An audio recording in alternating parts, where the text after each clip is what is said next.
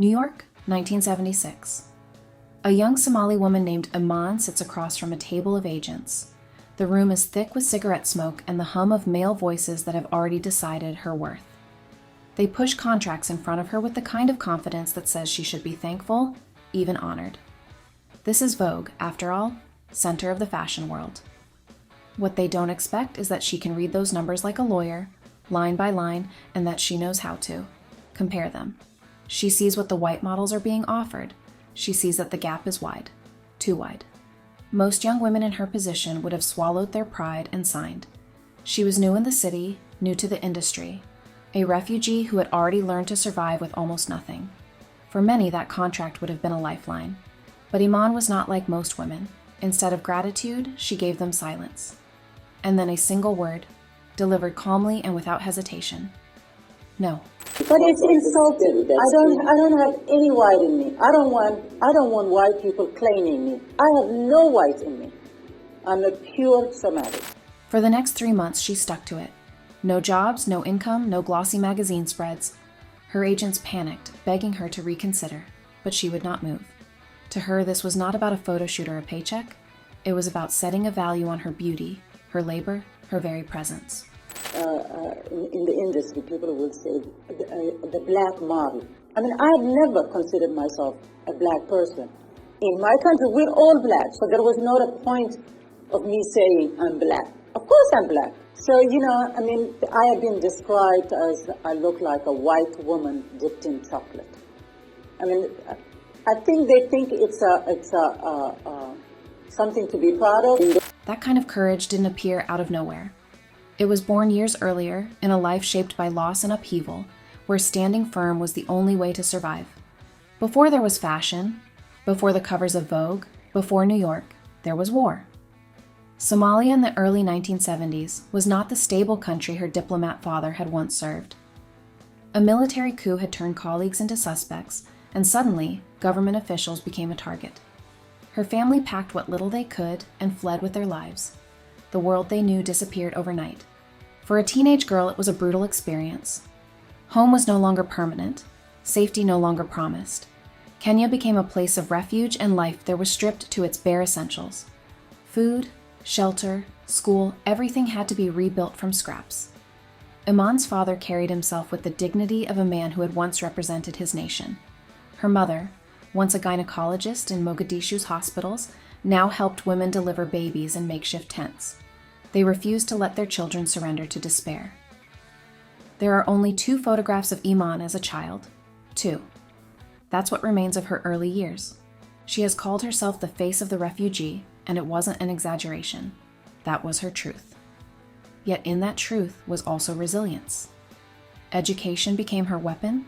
Languages Somali, Arabic, Italian, English, Swahili piled up like shields. She was preparing herself for a future she could not yet see, but refused to give up on. That determination would carry her far beyond the refugee camps of Kenya and into a new chapter no one could have predicted. Nairobi, 1975. Iman walks the streets of the city, not thinking about fashion or cameras, but about finishing her political science degree. When photographer Peter Beard notices her, he doesn't see the hours of study or the weight of being a refugee rebuilding her life. He sees what he calls an exotic beauty, the kind of face that could be sold in glossy magazines. He makes his pitch, expecting the kind of flattered excitement he usually got when he discovered someone. And he said, I'd like to take your photographs. And I kept on walking and not really paying attention to him. He said, I'll pay you. And then I stopped and I said, how much? He said, well, how much do you want? And all I could think of was the tuition for the university. And I said, $8,000. And he said, you got it. And of course, as we all know it, and the man was Peter Beard, he discovered me. $8,000. Because it was the cost of a year's tuition at the University of Nairobi. It was her first deal, not her first lesson in power. From the very beginning, Iman treated her image not as a gift to the world, but as a business. If anyone was going to profit from her presence, she was going to benefit first. What followed is where myth and truth split apart. Beard spun stories about discovering her like some hidden treasure, sometimes painting her as a goat herd who had never seen a camera. The narrative was convenient. It played into Western fantasies of Africa, reducing a brilliant, multilingual student to a stereotype.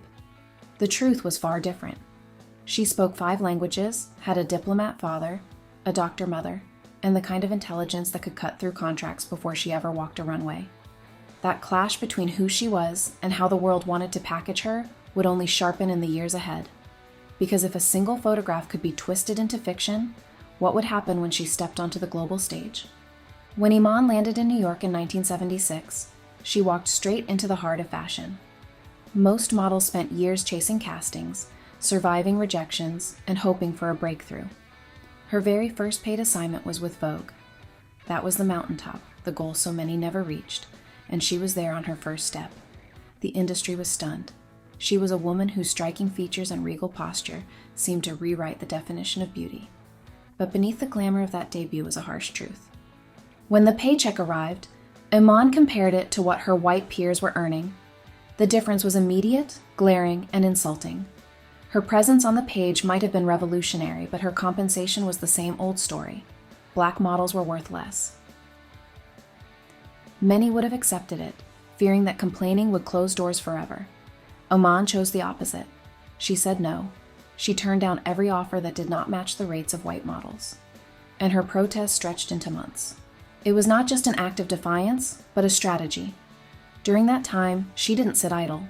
She observed the industry from the edges, studying how power moved in fashion. She positioned herself not as a desperate new face, but as a professional who knew her worth. When she re-entered the scene, it was with pay equal to her peers and respect that could not be taken back. But winning that battle only exposed the next one. Equal pay was one thing, equal recognition was another. She was standing under studio lights in front of some of the best photographers in the world, expecting to see her own face transformed into something striking and powerful. Instead, when the prints came back, she froze. The reflection staring back at her was not the copper-toned beauty she knew, but a gray, dull shadow of herself. Her skin had been drained of life, flattened by makeup that wasn't made for her shade. The so-called professionals in the room had opened their kits, shrugged, and tried to blend a few colors together as if her skin were a problem to solve. The result was lifeless. So, she decided she would not leave her image in the hands of people who didn't care enough to prepare for her. She began mixing her own foundation, carrying bottles and pigments wherever she went. In hotel rooms and backstage corners, she created shades that worked for her. What began as survival quickly became strategy.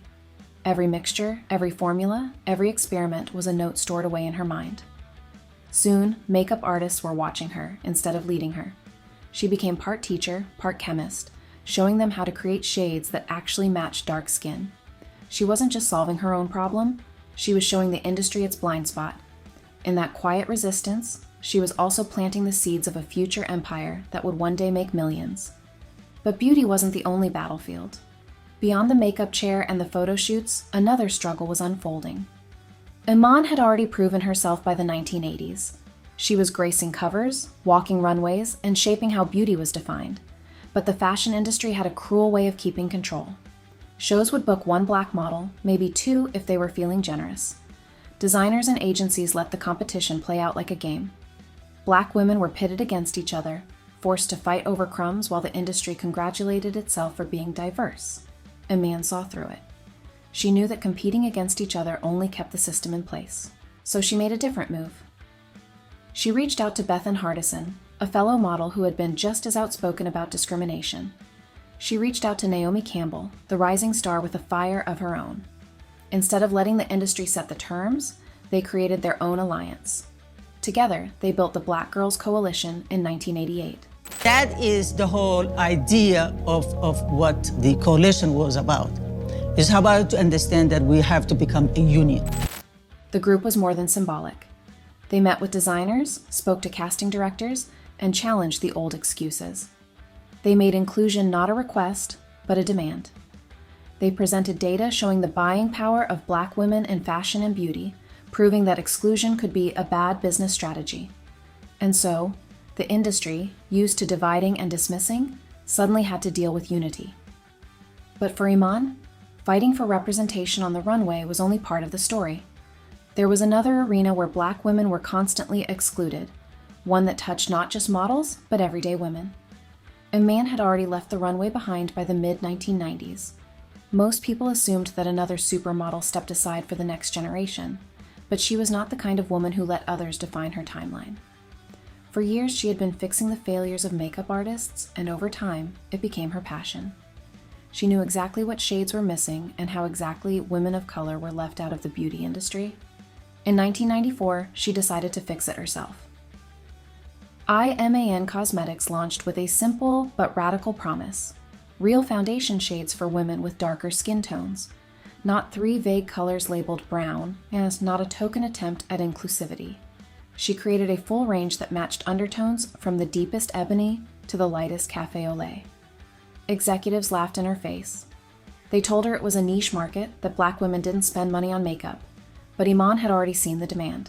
She had lived it. And when the sales numbers came in, the so-called niche was a $25 million a year empire. She wasn't just selling foundation, she was selling visibility, dignity, the right to see yourself reflected on the shelf of a department store. I mean, in the United States, they were considering when you say a woman of color was just a Black woman.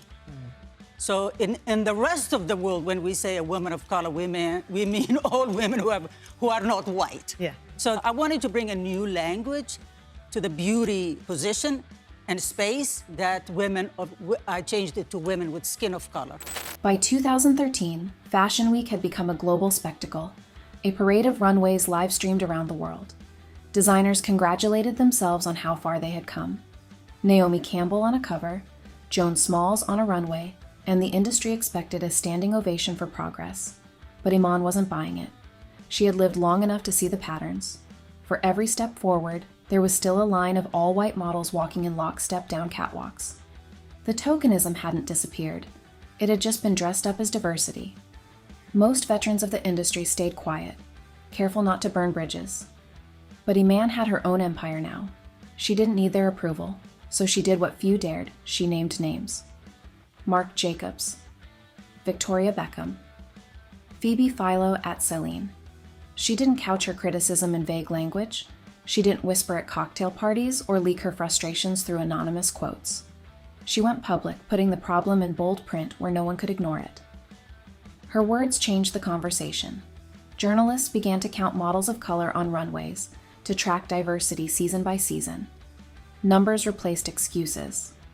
Suddenly, designers had to answer for their choices. The industry could no longer claim ignorance. It had been called out by one of its most iconic faces. And yet, for Iman, fashion was never the end of the story. It was the stage, but not the purpose. The same voice that had challenged pay gaps and tokenism still carried the weight of something older. In 2019, Iman stepped onto a different stage. This time, she wasn't selling fashion or cosmetics. She was lending her voice to something deeper. She became a global advocate for CARE, one of the world's largest humanitarian organizations, with a focus on women and refugees. For her, this wasn't charity. It was a full circle. The girl who once fled Somalia with nothing but survival now stood as a woman representing millions who shared that same struggle. She married David Bowie in 1992, a love story that fascinated the world. When he died in 2016, she grieved with quiet grace, never turning sorrow into spectacle. But even in grief, she never stopped working. Decades after her first battles in New York, young Black models walk runways with foundation that matches their skin, with contracts that reflect equal pay, and without being forced into the fight for the one diversity slot. They may not always realize it, but every step they take rests on ground Iman cleared for them. What Iman proved is simple but unforgettable. Value is not given, it is claimed. She named her price before she had a career, and she held the line when others would have broken. She showed that walking away can be more powerful than saying yes. She showed that unity beats competition, that solidarity makes real change. Above all, she showed that sometimes the most powerful word is also the smallest one, that is number. Iman's life reminds us that dignity is non-negotiable. If her story moved you, don't just scroll past. Like this video, subscribe for more stories that refuse to be forgotten, and tell us in the comments what part of her journey hit.